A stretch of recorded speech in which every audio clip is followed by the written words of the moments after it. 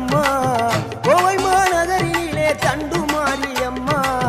ஈரோட்டு நகரிலே ரெண்டு மாரியம்மா, ஈரோட்டு நகரிலே ரெண்டு மாரியம்மா,